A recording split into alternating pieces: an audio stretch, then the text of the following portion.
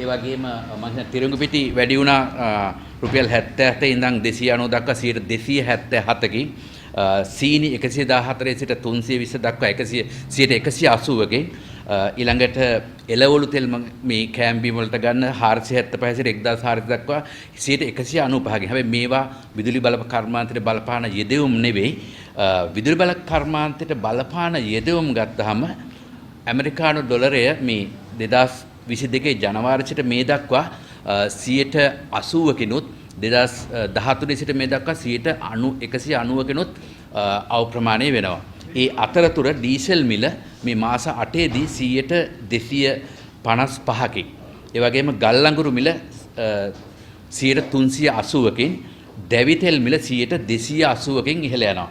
ඉතින් මේ මාස 8 වෙච්ච වෙනස අපිට කුෂන් කරගන්න මේක මේ ගාස්තු වැඩිවීමකින් තොරව ඉන්න හිටින්න දීපු අවකාශය සම්පූර්ණයෙන්ම ඉවත් කළා. ඔබ දකිනවා ගල් අඟුරු ජනවාරි 1 වෙනිදා වෙනකොට ගල් අඟුරු කිලෝ එකක මිල රුපියල් වලින් ගත්තාම 24ක් වුණා. ඒක 118ක් වුණා රුපියල් වලට පෙරළුවාම මේ ජූලි මාසයේ වුණා. මේ ජූලි අගෝස්තු මාසයේ මිල ගණන් ජනවාරිත් එක්ක සංසන්දනය කරාම ඩීසල් මිල ජනවාරි 1 වෙනකොට 171ක් තිබුණා. මේක රුපියල් 430ක් වුණා. අපි වැඩිපුර ගන්න දැවිතෙල් විදුලි ජනනය සඳහා 110ට තිබුණ එක 419ක් වුණා. එතකොට මේ තත්වයේදී අපි හිතපු තත්ත්වය උනේ මෙන්න මේ වාගේ විදුලි ජනන තත්වයක තමයි අපි මේ අවුරුද්දේ මේ වෙනකොට පත්වලා තිබුණේ. අනපේක්ෂිත වර්ෂාව අඩුවීමත් එක්ක අපේ විදුලි ජනනයෙන් පුනර්ජනනීය විදුලියෙන් ජනනය කරන ප්‍රමාණය වෙලා තිබුණේ 48.6ක්. ඒකට ඇත්තටම වැය වෙන පිරිවැය 10%ක් විතර මට්ටමේ තියෙන්නේ. අපි දන්න පුනර්ජනනය කියලා ගත්තාම මහා පරිමාණ ජල බලාගාර, කුඩා පරිමාණ ජල බලාගාර, සුළං බලාගාර, ග්‍රවුන්ඩ් මවුන්ටඩ් සෝලාර් එහෙම නැත්නම් පොළොව මත සවි කළ සෝලාර් සිස්ටම්, ඊළඟට අපේ වහලේ මත සවි කරන සෝලාර් සිස්ටම්. මේ සියල්ලම දායක කළා 48%ක ජනනයට. හැබැයි ඒගොල්ලන්ගේ පිරිවැය උනේ 10%ක් විතර සමස්ත පිරිවැය. අපිට සිද්ධ වුණේ මේ කාලය තුල අපේ ලික්විඩ් ෆුවල් එහෙම නැත්නම් ආනයනික ද්‍රව ඉන්ධන භාවිතය ඉහළ ගියා. ඒක පිරිවැයෙන් ගත්තාම 60ක් දක්වා ඉහළ ගියා ඒ පිරිවැය.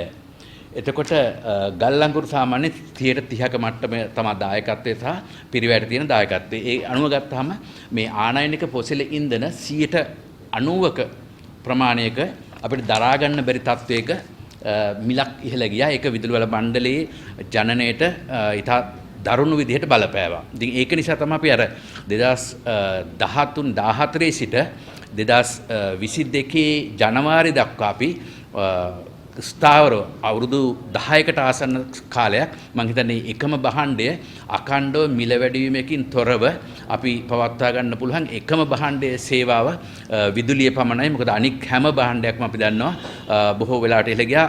එකම භාණ්ඩයක් තියෙන තවත් ජලය මම හිතන්නේ. එතකොට මේ භාණ්ඩ දෙක තමයි මේ කාලය තුල අඛණ්ඩව මිල වැඩිවීමකින් තොරව පවත්වාගෙන ආවේ. ඉතින් මේ පහුගිය ජනවාරි මාසයේ සිට අගෝස්තු මාසය දක්වා ඩොලරය 90කින් පමණ අප්‍රමාණය වීමත් ඒකේ දැඩි ලෙසම ආනයනික පොසිල ඉන්ධන වලට කරන බලපෑම වැඩි වීමත් එක්ක විදුලි බල මණ්ඩලයට සිද්ධ වුණා යෝජනා කරන්න ගාස්තු වැඩිවීමක්. මීට කලින් 2016 17 යෝජනා කළා. ඒ යෝජනා ප්‍රතික්ෂේප කළා. මොකද එවැනි තිබුණු තත්ත්වයක් එක්ක අපිට පාලනය කරගන්න පුළුවන්කම තිබුණා. පාලනය කරගත්තා. 2022 මූලික යෝජනා වුණේ 229ක ගාස්තු වැඩිවීමක්. 229ක ගාස්තු වැඩිවීමක්. එතකොට ආසන්න වශයෙන් ගත්තාම අපේ විදුලි බල මණ්ඩලය බලාපොරොත්තු වුණා 100 බිලියන 600 සිට බිලියන 800 දක්වා වූ ආදායම් වැඩිවීමක්. දැනට සාමාන්‍යයෙන් තියෙන ආදායම වෙන්නේ දැන් ගාස්තු ක්‍රමයත් එක්ක. දැන් කියලා මම අදහස් කළේ අගෝස්තු 10ට පැවති කලින් ගාස්තු ක්‍රමයත් එක්ක විදුලි බල මණ්ඩලයේ ආදායම බිලියන 260කට 280කට පමණ සීමා වෙනවා. එතකොට විදුලි බල මණ්ඩලය අපේක්ෂා කළා බිලියන 600කට අධික ආදායම් වැඩිවීමක් ඒගොල්ලන්ගේ මුල් ගාස්තු යෝජනාවලදී ඉතින් ඒ යෝජනාව විදුලි බල මණ්ඩල මහජන උපතක් කොමිසම සභාව විසින් ප්‍රතික්ෂේප කළා. පළවෙනි යෝජනාව ඊළඟට දෙවෙනි යෝජනාව ආවා 183කින් ගාස්තු වැඩි වීමේ යෝජනාව. ඒ යෝජනාවත් ප්‍රතික්ෂේප කළා. මොකද ඒ යෝජනාවටත් ක්‍රියාත්මක කිරීමේ අපහසුතාවක් තිබුණා. මේ අපේ රට පත් වෙලා තියෙන තත්ත්වය සහ විදුලි පාරිභෝගිකයේ තත්ත්වයත් එක්ක. ඒ අනුව තමයි විදුලි බල මණ්ඩලයේ තුන්වෙනි යෝජනාව විදිහට 83ක ගාස්තු වැඩි වීමේ යෝජනාවක් ඉදිරිපත් කළා. ඒ යෝජනාවලේ තමයි අපි මහජන උපදේශනයට ලක් කරලා අපි සාකච්ඡාවට බඳුන් කරලා මෙතනින් අති බහුතර පිරිසක් අපේ ඒ සාකච්ඡාවලට සම්බන්ධ වුණා. ඒ සම්බන්ධ වෙලා 75ක මිල වැඩිවීමේ යෝජනාවක් අවසාන වශයෙන් අගෝස්තු 10 සිට ක්‍රියාත්මක කරන්නට තීරණය කරන ලද්දේ. ඒතකොට මේ ගාස්තු වැඩිවීමේ යෝජනාව තුල තියෙන විශේෂ අංග වෙන්නේ අනාගතයේදී නිශ්චිත දින වකමානුවලදී ලංකා විදුලි බල මණ්ඩලයට පැවරලා තියෙනවා මේ ගාස්තු වල පාරදෘශ්‍යභාවය පිළිබඳව තවදුරටත් ගත හැකි ක්‍රියාමාර්ග ගන්න. උදාහරණයකට මේ විදුලිය මිලදී ගැනීම, විදුලිය ගන්නේ කීයටද, ඒ ගන්නේ කොහොමද කියන ඒවා සම්බන්ධයෙන් ස්වාධීන විගණනයක් කළ යුතු වෙනවා ලබන මාර්තු වලට කලින්. ඒ වගේම අපි දන්නවා විදුලි බල මණ්ඩලය තමන්ගේම බලාගාර වලින් මිලට ගැනීම කරනවා. ඒතර මේ මිලට ගැනීම වලදී දැනට විදුලිය මිලදී ගැනීම ගිවිසුම් නැහැ. ඉතින් ඒ පිරිවැය හොයාගන්න අපහසු නිසා ඒ සම්බන්ධයෙන් නීති පනවලා තියෙනවා, කොන්දේසි පනවලා තියෙනවා මේවා ක්‍රියාත්මක කරන්න කියලා. ඉතින් අපි අර මේ ගාස්තු ක්‍රමයේ ක්‍රියාවට නැගීමේදී සලකා බලන්නට හේතු වුණු කාරණාම මේ කතිකාවතත් මතු වුණා. විශේෂයෙන්ම විදුලියේ පිරිවැය සාධාරණ බව, මේ ඒකකයක පිරිවැය ඇත්තටම සාධාරණද කියන එක දැන් මෙතනදිත් මතු වුණා. ඇයි අපි මෙච්චර ගණන් ගෙවන්නේ කියන එක. ඒක සාධාරණයි.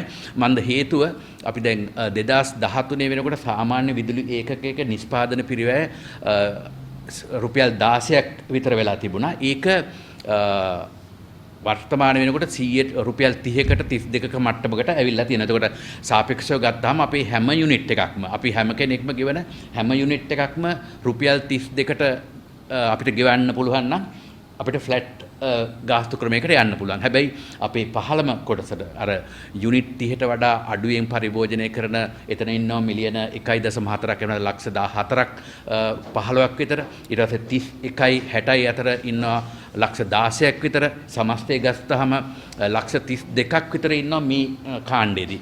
ඉතින් ඒගොල්ලෝ ගෙවමින් හිටියේ 2.50ක් 4.75ක් වගේ සංඛ්‍යාවක්. ඒතර ඒගොල්ලන්ට විශාල වැඩිවීමක් මේ යෝජනා කරන 229ක වැඩිවීමක් කොහෙත්ම දරා ගන්න බෑ. එතකොට එතන ගාස්තු පාලනය කරලා තියෙනවා 100ට යුනිට් එක රුපියල් 8 මට්ටමට 10 මට්ටමට. එතකොට ඒක අපි සංසන්දනය කරන්න ඕනේ දැනට ඒකක පිරිවැයත් එක්ක රුපියල් 32කට සාපේක්ෂව 8ක් ගෙවනකොට රුපියල් 32කට සාපේක්ෂව 10ක් ගෙවනකොට රුපියල් 32කට සාපේක්ෂව ඒ 15ක් ගෙවනකොට ඒක තවමත් ඒ පාරිභෝගික කාණ්ඩවලට සහනාධාරයක්. ඇත්තටම මහචාර්යතුමා මතක් කළා. මොකද සඳහන් කළා මේ දැරිය හැකි බවයි සහනාධාරයයි කියන දෙක ගත්තාම මේකින් දරන්න බෑ කියලා අපි සහනාධාරයක් දෙන්න තීරණය කළ ගමන් අපිට සිද්ධ වෙනවා තාර්කිකව මේ සහනාධාර දෙන්නේ කවුද කියන එක.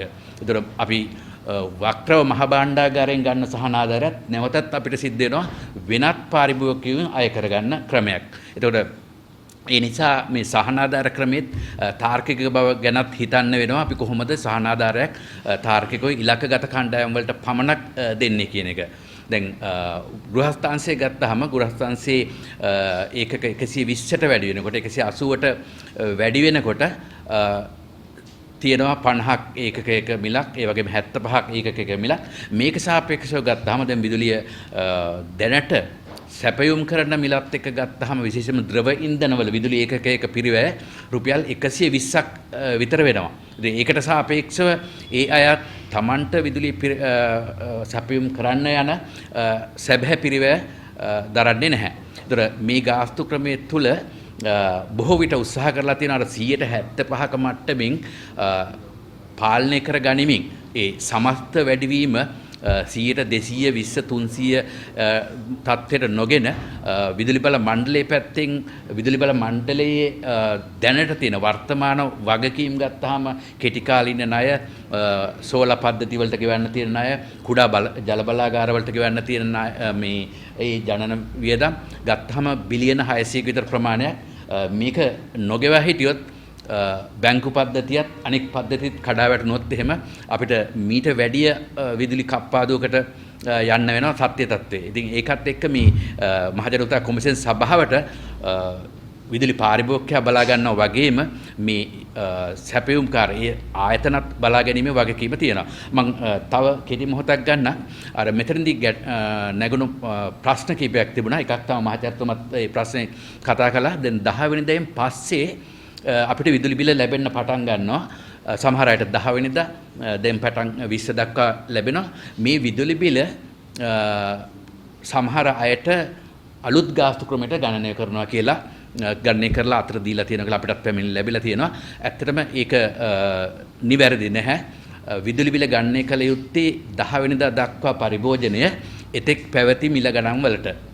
10න් පස්සේ පරිභෝජනයේ පමණයි වර්තමාන අලුත් නව මිල ගණන් වලට අය කළ යුත්තේ. ඒ සම්බන්ධයෙන් ඒ පැමිණිලි මත මෙතන ඇතිවෙච්ච ඒ කතිකාව මම අපේ අධ්‍යක්ෂ ජනරල්තුමාටත් පණිවිඩයක් දුන්නා. මේ වෙනකොට අපි ලංකා විදුලි බල මණ්ඩලයට ලෙකෝ පුද්ගලික සමාගමට අපි දැනුම් දීමක් කරනවා ලිඛිතවම මේ ගණනය කිරීම නිවැරදි කරන්න කියලා. එහෙම ගණනය කරලා ගෙවලා තියෙනවා මේ පාරිභෝගිකයන්ට සාධාරණ ඉෂ්ට කරන්න කියලා. ඊළඟට අපේ මහිස්සංක අබේවික්‍රම අපේ විදුලි රටවහන හිමියන්ගේ සංගමේ එතුමා ප්‍රශ්නයක් මතු කළා. මොකද ඔබ දන්නවා මේ සෝලා පද්ධති net metering net accounting net plus කියන පැකේජ් වලට අපි වහල මත සවි කරලා තියෙන සෝලා පද්ධති වලට ගෙවීමේදී ඒගොල්ලන්ගේ මාසික ස්ථාවර ගාස්තුව යම් ආකාරයකින් වැඩි කරලා තිබුණා. එහෙම නැත්නම් ඒගොල්ලන්ගේ සාමාන්‍ය පරිභෝජනයේ මත ගණනය කිරීමේ ක්‍රමයක් හඳුන්වා දීලා තිබුණා. ඒකෙන් අවාසියක් වෙනවා කියන චෝදනත් ඇවිල්ලා තිබුණා. මොකද අපි දන්නවා ඒ ක්‍රමවලදී විදුලිය ජනනය කරලා පද්ධතියට දෙනවා. ඒ වගේම අපි පරිභෝජනය කරනවා පද්ධතියට අරගෙන. එතකොට මේකෙදී පැවතිච්ච ක්‍රමේ තමයි අපි ජනනය කරලා අපි සුද්ධ අපනයනය මත තමා මේ මාසික ගාස්තු ගණනය කළේ. නමුත් ඒක පසු කාලීනව අපි ජනනය අමතක කරලා අපි පරිභෝජනය කරන ප්‍රමාණය මත ස්ථාවර ගාස්තු අය කිරීමේ ක්‍රමයක් පටන් ගත්තා. ඒ සම්බන්ධයෙන් පැමිණිලි ලැබුණා. මේ ගාස්තු ක්‍රමයේ තවත් සුවිශේෂ දෙයක් තමයි ඒ සංශෝධනයත් එක්ක කොන්දේසියක් පනවලා තියෙනවා. මේක නැවත හරි ගස්සන්න. එහෙම නැත්නම් සුද්ධ අපනයනයේ මත ඒ කියන්නේ පාරිභෝගිකයට බොහෝ විට ගාස්තුව 0 නැත්නම් බිඳු වෙන ආකාරයට සකස් කරන්න කියලා ඒ නිවැරදි කිරීමත් කොන්දේසියක් විදිහට මෙතන පනවලා තියෙනවා. එතකොට විදුලි වාහන හිමියන් සම්බන්ධයේ විශේෂත්වය තමයි අපි දන්නා දැන් තියෙන අනිකුත් ප්‍රවාහන මාධ්‍යයන් එක්ක සංසන්දනය කරාම මෙතන තියෙන කාලපාදක ගාස්තු ක්‍රමයේදී ගෘහස්ථාංශයේ අයට ඒ කාලපාදක ක්‍රමයට යන්න පුළුවන්. ඕෆ් පීක් ටයිම් එකේ යුනිට් එකක් රුපියල් 30ට තවමත් ගන්න පුළුවන්. ඒතර යුනිට් එකක් 30කට අරගෙන කිලෝවොට් පැය එකකින් charge කරගත්තාම ඒ විද්‍යුත් වාහනයක සාමාන්‍යයෙන් කිලෝමීටර 5ක් 6ක් 7ක් වගේ යන්න පුළුවන්. ඒකත් එක්ක ගත්තාම අපේ ජාතික පද්ධතියෙන් විදුලි වාහන හිමියෙකුට charge කරලා කිලෝමීටරයක් රුපියල් 5ක විතර වියදමින් යෑමේ හැකියාව තාමත් තියෙනවා. මේක අපි සංසන්දනය කරන්න ඕනේ. අපේ ගෙදර තියෙන CD90 අපි පෙට්‍රල් ගහලා යන්න ගියාම රුපියල් 10ක් විතර යනවා. ස්කූටරේට ගැහුවොත් 15ක් යනවා. ත්‍රිවිලයට ගැහුවොත් මං හිතන්නේ ඊට එහා යනවා මං හිතන්නේ. ඒතර ඒකත් එක්ක සංසන්දනය කරාම විද්‍යුත් වාහන හිමියන්ට තවදුරටත් ගෙදරදී charge කරගෙන යන්න පුළුවන්. රුපියල් 5ක වගේ මිලකට වෙන විදිහට තමයි මේක සකස් කරලා තියෙන්නේ. ඒතකොට ඒගොල්ලෝ පුද්ගලික charging station එකකින් charge කළත් රුපියල් 70ක් වගේ මට්ටමකින් charge කළත් ඒගොල්ලන්ගේ ඒකක මේ කිලෝමීටරයක පිරිවැය රුපියල් 10ක වගේ මට්ටමක තියෙන්නේ. ඒතකොට ඒ වගේ සහන කාණ්ඩ ටිකක් තියෙනවා. පොදුවේ සාර්ව ආර්ථිකයටම බලපාන ආකාරයට විදුලි බල කර්මාන්තයෙන් ඇති වෙන බලපෑම පුළුවන් තරම් හැකිතරම් උපරිම මට්ටමට ප්‍රශස්ත මට්ටමට ඒ අවම වන ආකාරයට තමයි සකස් කරලා තියෙනවා. මම එකයි කිව්ව අර සීනි ඒ වගේම හාල් පරිප්පු දැන් ඊයේ වී සහතික මිලත් වැඩි කරන්න කියලා ගොවියලන ඒවට සාපේක්ෂව ඩොලරේ අවප්‍රමාණයට සාපේක්ෂව ගත්තාම විදුලි ගාස්තු වැඩි වීම 75ක මට්ටම තියෙන්නේ. අනෙක් මිල ගණන් හැම එකක්ම 90 නැත්නම් 550 ඩීසල් වගේ ගත්තාම ඒ වගේ තත්ත්වයක් තියෙන්නේ. ඉතින් අවසාන වශයෙන් මෙතනදී මතුවන කාරණා තවත් අමතර කාරණා. ඇත්තටම මම කිව්වේ අර මහජන උපදේශනයේදී මතුවන කාරණාම ගත්තාම මේ ගාස්තු ක්‍රමේ මේ ගාස්තු වල පිරිවැය හරිද කියන එක, ඒ වගේම මේවා මිනිසුන්ට දරන්න පුළුවන්ද කියන එක, ඒ වගේම මේ ගාස්තු ක්‍රමය ගත්තාම ගාස්තු ක්‍රමයත් එක්ක සංරක්ෂණයේ අවශ්‍යතාවය, පුනර්ජනනීය බලශක්තිය අවශ්‍යතාවය මතු කළා. එතකොට මේ සංරක්ෂණයට ප්‍රවර්ධනය කිරීමකුත් තියෙනවා. මොකද හයි යූසර්ස්ලා වැඩි භාවිත කරන්නන් හැම වෙලාවකම අධෛර්යමත් කිරීමක් කරන්නත් වෙනවා. මොකද අපි ඒකකයක් රුපියල් 130ට 165ට වගේ දෙන්න වෙනවා ඒ අයට. මොකද ඒ අයටයි මේ අමතර ධාරිතාව අවශ්‍ය වෙන්නේ. එතකොට ඒ අයට අපි ඒකකයක් 130ට අරගෙන රුපියල් 20ට 25ට 30ට දෙන්න ගියොත් එතනින් විශාල හානියක් වෙනවා. ඒ වගේම අර මං හිතන්නේ රජයේ ප්‍රතිපත්තියක් විදිහට දැන්ටත් ප්‍රකාශයට පත් වෙලා තියෙන මේ සෝලාර් සිස්ටම් වලට ගෙවන මිල ගණන් සම්බන්ධයෙන්. එතකොට ඒවත් එක්ක ඒ පැත්තට පුනර්ජනනීය බලශක්තියට ලොකු රුකුලකුත් දීලා තියෙනවා මේ ගාස්තු ක්‍රමයත් එක්ක. ඉතින් මට කෙටියෙන් සංක්ෂිප්තව කියන්න තියෙන මේ කාරණා ටික ගාස්තු ක්‍රමයේ සම්බන්ධයෙන්. ඒ වගේම මම පොරොන්දු වෙනවා අර ඔබ මේ කතිකාව තුල ඉදිරිපත් කරපු වැදගත් ඒ ඵලදායී සාධනීය කරුණු කාරණා තවදුරටත් මහජන උපයෝගිතා කොමිෂන් සභාවේ ඒ තීරණ සඳහා යොමු කිරීම සම්බන්ධයෙන් ඒ වගේම සියලු දෙනාටම තවදුරටත් ආරාධනා කරනවා ඉදිරියේදී අපේ මහජන උපදේශන හරහා වගේම මෙවැනි කතිකාවත් හරහා අපිට අපේ තීරණ වලට ඒ අවශ්‍ය ඔබගේ උපදෙස් යෝජනා ලබා දෙන්න කියලා. එහෙනම් නැවත වරක් මම මගෙන් රටට සංවිධානය වෙනුවෙන් සංජය මහවත්ත මහත්මයාට ස්තුතිවත් කරනවා. ඔව්. ප්‍රශ්නයක් මතු කරන්න ඕනේ. දැන් ඔබතුමාලගේ මේ නියාමන උපදේශක සභාව විසින් යම් rules and regulation ටිකක් දාලා තියෙනවානේ. ඒකට ඒ පළවෙනි ප්‍රශ්නේ තමයි මේ පාර්ලිමේන්තුවේ 225 දෙනාගේ වැඩි පිරිසක් විදුලි බල බිල් නොගෙවා තියෙන ලක්ෂ ගණන්. ඒකට ඔබතුමාලගේ තීරණය මොකක්ද එක? ඊළඟට මහා භාණ්ඩාගාරය විසින් බිලියන 85ක් රුපියල් බිලියන 85ක් දීලා දෙනවා මේ කටයුතු සඳහා. ඒක එක. ඔබතුමාලා මේ විදුලි බිල වැඩි කරලා තියෙන්නේ මේ වෙනකොට ඔබතුමාලට ගෙවන්න තියෙන සල්ලි නැති නිසා නේද? එක ඔක්තෝබර් මාසේ 20 25 වෙනිකන් විතරයි ඔබතුමාලගේ ගල් අඟුරු සංචිත තියෙන්නේ. දැනට තියෙන සංචිත. ඒතකොට ඒවා දැන් ඉවර වෙනවා. ඒතකොට ඔක්තෝබර් මාසේ 25 වෙනිදා ඉඳලා මේ දෙසැම්බර් මාසේ 31 වෙනිදා වෙනකන් මේ ගල් අඟුරු ගෙන්න ගන්න අවශ්‍ය වෙන රුපියල් බිලියන 65ක්. ඒක දැන් තමුන්නාසලා හොයන්න හදන්නේ මේ විදුලි බිල වැඩි කිරීමෙන්. ඔබතුමාලා ගෙවන්න තියෙනවා සෝජිස් මහවැලි කැලණිතිස්ස රුපියල් බිලියන 55ක්. ඔබතුමාලා තව ගෙවන්න තියෙනවා සාමාන්‍ය හයිඩ්‍රෝ පවර් අයගෙන් ගන්න ස්මෝල් බිස්නස් අයගෙන් ගත්ත ඒවා තියෙනවා. ඒවා ගෙවන්න තියෙනවා බිලියන 15ක්. ඔබතුමාලා තව සාමාන්‍ය අයගෙන් අරගන්න තියෙනවා තව බිලියන 10ක් ගෙවන්න. රයිට්. ඒතර මේවා වල එකතුව ගත්තාම බිලියන 150ක් විතර මුදලක් තියෙනවා. ඒතර ඔබතුමාලා හදන්නේ දැන් මේ යුනිට් 30 කට්ටිය ලක්ෂ 17ක් ඉන්නවා.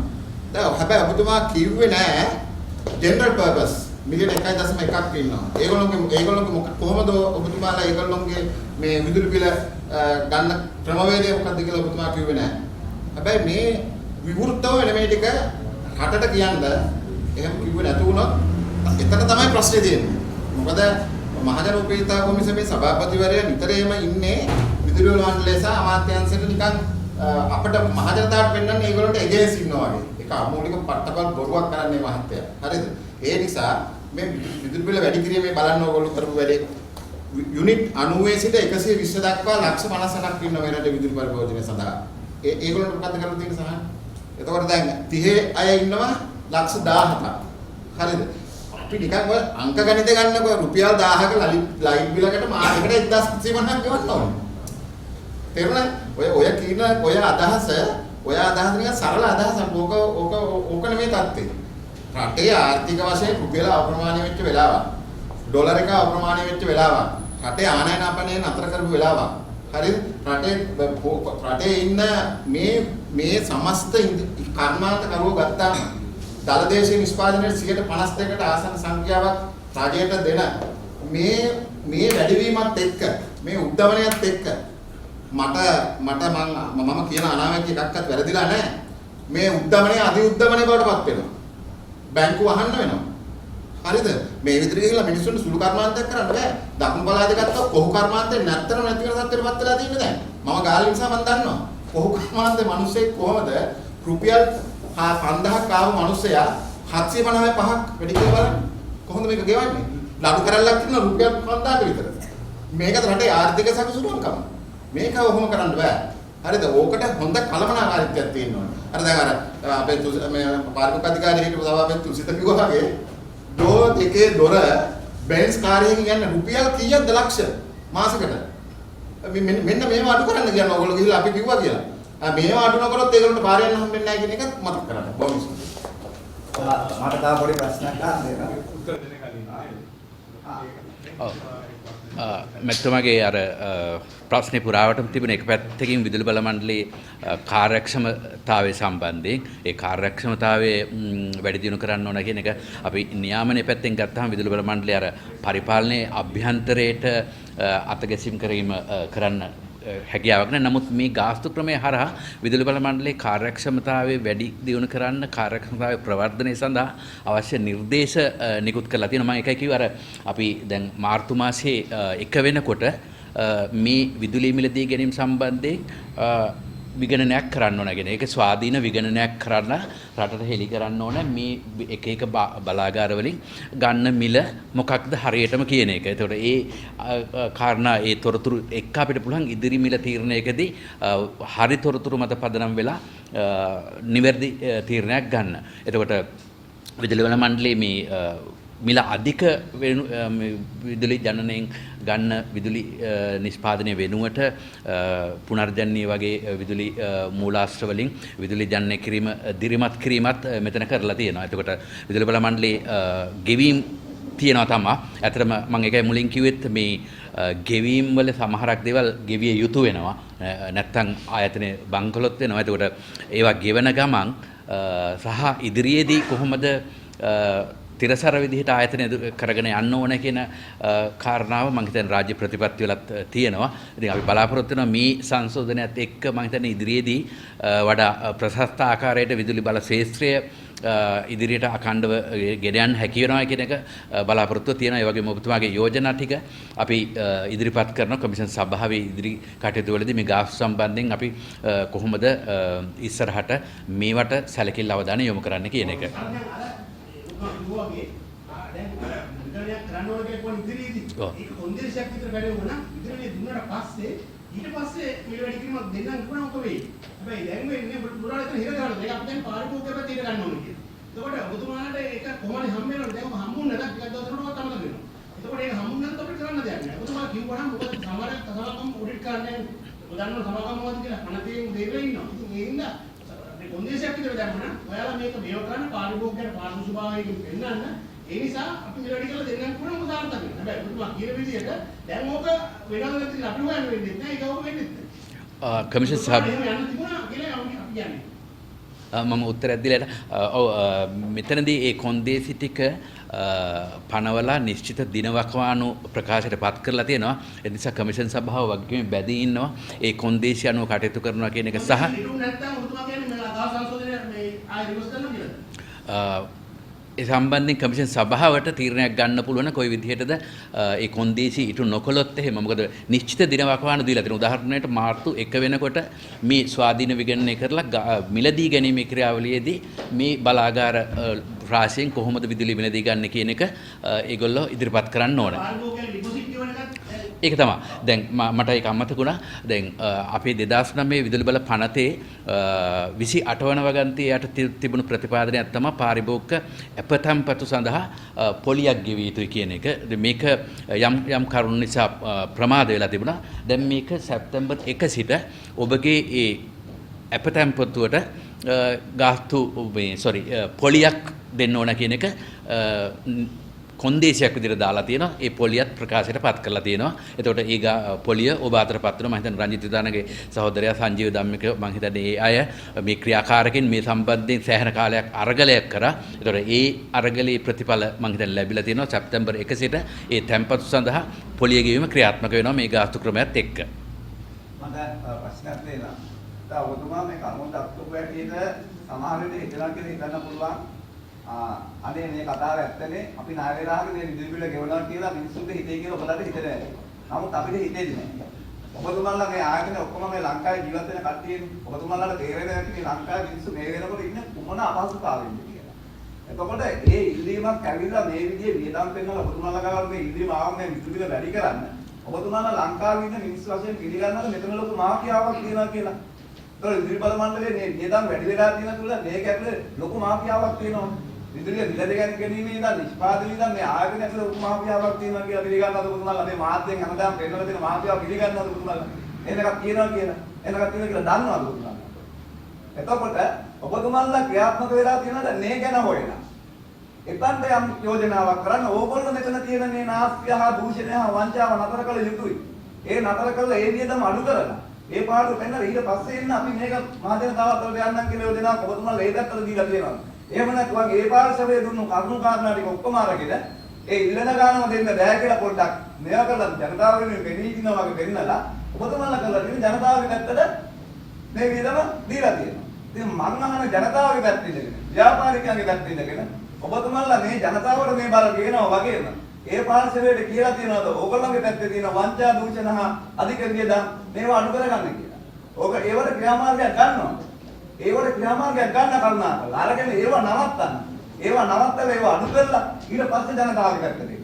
එහෙම නැතුව ඒ පැත්තෙන් කියන ඒවා මෙතන දාගෙන කොහෙද අපි ඇවිල්ලා මේ ඔබතුමා මෙතන තාම ඔබතුමා අපහසුතාවයට පත් කරනව නෙමෙයි. මේ ඔබතුමාට නෙමෙයි මේ කතා කරන්නේ ඔබතුමා ওই ආයතනෙට. හරි ඔබතුමා වරදවා තේරුම් ගන්න එපා. ඔබතුමාගේ තරහක් නැහැ. ආයතනෙට අපි කතා කරන ආයතනෙ පෙනී ඉන්න ඕනේ එහෙම. එහෙම නැතුව ඒ ටික එහෙමම වෙන්න ඇරලා ඒ පාඩුව කියවන්න ජනතාවගේ බෙල්ල මිරිකන එක වැරදි. අන්න ඒක තේරුම් අරගෙන කරුණාකරලා මේවා ක්‍රියාත්මක කරන්න ඉස්සෙල්ලා ඒවා නිවැරදි කරගන්න. මොකද අනිවාර්යයෙන්ම මේ විදුලි ඉහළ යාම තුල සෑම ක්ෂේත්‍රයකම කඩාවැටීමක් සහ සෑම ක්ෂේත්‍රයකම ඉහළ යාමක් වෙනවා. මේක දරා ගන්න බෑ. මේක දරා ගන්න පුළුවන් ඔය සීතල කාමරවල ඉන්න අයටයි ඉහළම තරම් ඉන්න අය පාලකයන්ට කඩේ යන අයටයි පාලකයන්ට විතරයි. සාමාන්‍ය අපිට මේක දරා ගන්න බෑ. මේ පිටිරීම එන්නේ කොයි විදියකටද කියලා කියන්න බැරි වෙයි. මේ පිටිරීම ආවල පස්සේ ජනතාව කොමන දෙයක් කරන්නේ මේ රටේ මොන දෙයක් වෙයිද කියන එක තේරුම් ගන්න බැරි. ඒක නිසා විදුලි බිලට වඩා වටින එහෙම නැත්නම් සාර වෙන පාරවල් වැඩි. කියන්නේ ඔය ඉන්න අයට ගිහිල්ලා ඒගොල්ලන්ට විතරක් නෙවෙයි ඒගොල්ලන්ගෙන් කාලා ඉඳලා ජීවත් වෙන දරුවන්ට පවා හෙන ගහන්න සහප වෙන වැඩ මේවා. මිනිස්සු හෙන ඉල්ලනවා. පව්වර නොදරුවෝ එහෙම නැත්නම් ඒ දේවල් වල ඉන්න මිනිස්සු. ඒගොල්ලන්ට සහප වෙන්න හෙන ඉල්ලනවා මේ රටේ මිනිස්සු. අපි කියනවා මේ වගේ හොරකම් කරනවා කියලා දැන මේ වගේ රට විනාශ වෙනවා කියලා දැන මේ රටට අහිත කරයි කියලා දැන ඒවට අත උත්සව ඒවට දෙන්නේ ඉඳලා හම්බ කරන්නේ උන් ඉන්නවා නම් ඒ හම්බ කරන්නේ උන් විතරක් නෙවෙයි හම්බ කරන්නේ උන්ගේ තවදරගෙන එමුන්ට සාප වෙන්න ඕනේ. බොහොම ස්තුතියි. ඔව්. මෙතුමා මතු කර කාරණාව නැවතත් අර මේ අපි ගාස්තු ගණනය කරන්න භාවිත කරපු ඒකක පිරිවැය හරිද වැරදිද කියන එක තමයි මේ අහන්නේ. දැන් මේක කොහොමද ඇත්තද කියලා දැන් උදාහරණයක් 2013 වෙනකොට රුපියල් 16ක් තමයි විදුලිය ජනනය කරලා මේ සම්ප්‍රේෂණය කරලා ගෙදරට ගෙනල්ලා දෙන්න විදුලිය එකකට වැය වුණා කියලා ගණන් මිනුම් වල තියෙනවා. එතකොට මේ ගාස්තු සංශෝධනයත් එක්ක මේක දෙගුණ වුණා. රුපියල් 32ක් උනා කියලා තොරතුරු තමයි අපිට ඉදිරිපත් කරන්නේ. එතකොට ඒකත් එක්ක තමයි පදනම් වෙලා අපිට ඉදිරිපත් කරනවා දැන් 223කින් වැඩි කරන්න ඕන කියලා.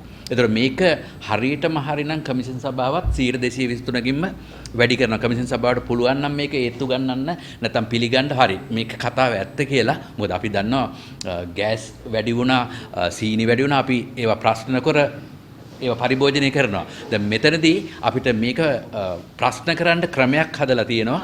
ඒ නිසාම කමිෂන් සභාවත් ඒ 223ක හෝ 183ක වැඩිවීම එහෙම gediye පිටින්ම දුන්නේ නැතුව කිව්වේ අපි දැන් දෙන්නේ 175යි. දැන් දෙන්නේ 175යි. මෙන්න මේ කරුණු අපිට පෙන්වන්න මේ ඒකක පිරිවැය හරිද කියලා බලන ක්‍රමය තමයි මැතිතුමා කියපු විදිහට ඒ දාලා තියෙන කොන්දේසිය මාර්තු 1 වෙනකොට 2023 විගණනය කරලා පෙන්නන්න මේ ඒ බලාගාරයෙන් ගන්න මිල මේක බී බලාගාරයෙන් ගන්න මිල මේක එහෙම ගත්තේ ඇයිද කියන එක පුළුල් විධිමත් ස්වාධීන අපේ සාම්ප්‍රදායික විගණනය නෙමෙයි මේ කියන්නේ මේ ඩිස්පැච් ඔඩිට් එක කියන්නේ අපි දන්නවා මේ වෙලාවේ බලාගාර කීපයක් දුවනවා එතකොට මේ බලාගාරයෙන් A නවත්තලා B ගන්න හේතුවක් තියෙන්න පුළුවන් B නවත්තලා C ගන්න හේතුවක් තියෙන්න පුළුවන් මේ සියලුම දේ ආවරණය කරමින් ඒ සංකීර්ණ විදුලිය මිලදී ගැනීමේ ක්‍රියාවලිය ආවරණය කරගත් ස්වාධීන විගණනයක් කරලා ඉදිරිපත් කරන්න කියන එක තියෙනවා. ඒ තොරතුරු මහ ජනතාවට අපි ඉදිරිපත් කරන්නත් පැඳිලා ඉන්නවා. You're watching the Life Traveller channel.